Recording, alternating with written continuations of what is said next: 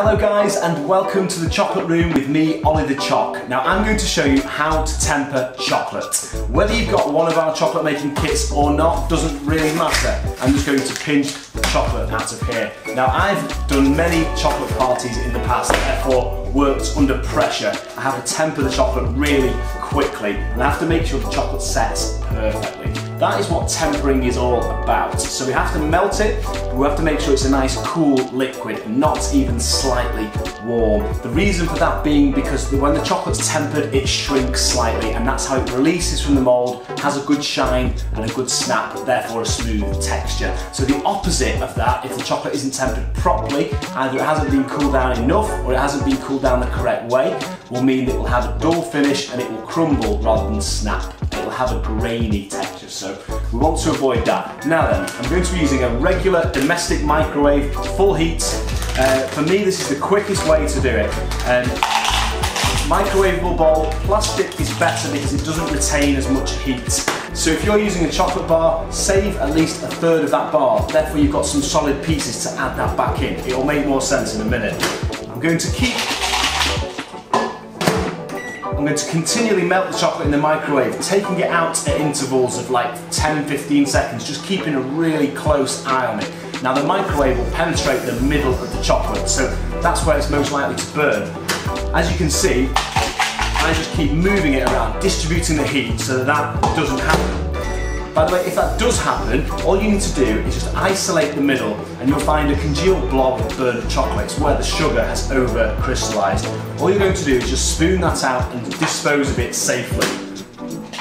The problem occurs when you stir in the burnt chocolate and you have all bits of grainy burnt chocolate. We don't want that. There's no specific amount of time for tempering chocolate. It's not really about that. You know, microwaves vary. Obviously the conditions change, the temperature of the room, the temperature of the chocolate being stored in. Let me just explain exactly what tempering is.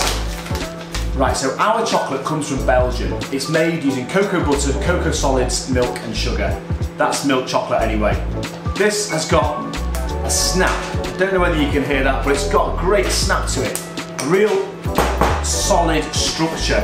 It's all about the cocoa butter crystals in the chocolate. All the cocoa butter crystals in this chocolate are the same size, therefore it's got that perfect, strong structure. As soon as we start to melt the chocolate, we change the structure, so we have to rebuild it. Now, the only way to do that is to simply add solid pieces of chocolate back to it. What that does, not only does that cool it down, but it reintroduces those solid crystals. And as we stir it, the chocolate buttons melt and it releases the cocoa butter crystals, and in the end, they will all be the same size. They will perfectly knit together, and that's what gives it a shine and a snap. That's what tempered chocolate is. It really is a science, and it's a discipline as well. You really have to respect the chocolate and keep an eye on the temperature all the time. All I'm doing here is stirring it continually. I'm paying close attention to the temperature of the bowl. The bowl here is warm, which means that there's heat still going back into the chocolate.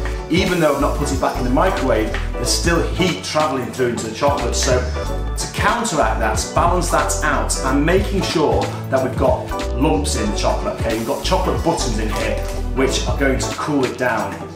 When you think about liquid chocolate, you imagine it to be warm, which makes sense, but actually, when we're working with chocolate, as a chocolatier, you have to make sure it's tempered, so it's going to be liquid, but it has to be distinctly cool. I'm going to give you 3 ways to check if your chocolate is tempered.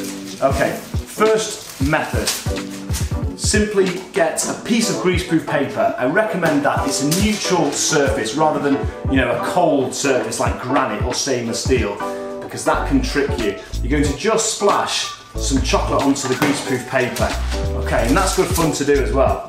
The second thing, a little bit on your finger, making sure you've washed your hands of course, touching it just on your lip, not on your tongue but on your lip, because your lip is your body's most sensitive part for temperature. Now step 3, have you got any lumps in the chocolate? And if you have, great, keep on stirring it. Lumps are good because lumps tell you whether the chocolate is tempered or not.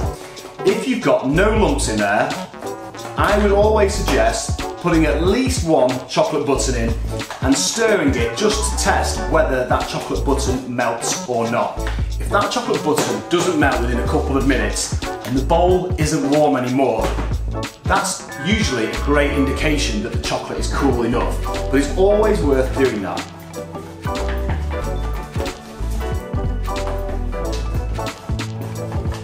Chances are that one chocolate button will just help bring it down by a degree or even half a degree, and believe me, it makes all the difference. Checking it on your lip all the time until it's distinctly cool on your lip. There has to be no question whether the chocolate is cool or not. If you're not sure, simply add more solid pieces to it. That's the best way. And if you get to the point where you've got a lump in there that isn't melting, you can simply remove it. It served a purpose there to cool it down just a touch. And then just spoon it out and move it out of the way. And then what you're left with, the bowl's cool, the chocolate's liquid, there's no lumps in there. Touch it on your lip. It's distinctly cool.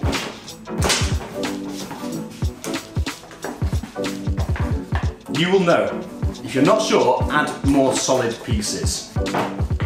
Now this chocolate is distinctly cool on my lip. I know that for sure.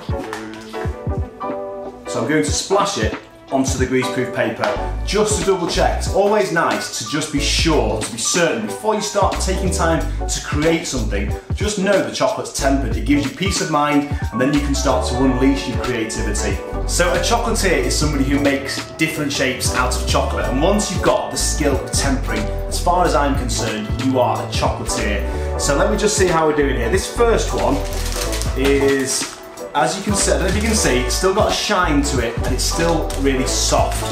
I splashed this one a few minutes before the second one, which was the one that I knew was distinctly cool on my lip. That is the difference. Tempered chocolate sets properly and it will just peel off the paper. Okay, so there you have it. That's why it's so important to temper your chocolate. Guys, get stuck in, temper your chocolate and unleash your creativity. Have fun. Peace, love, choc and roll.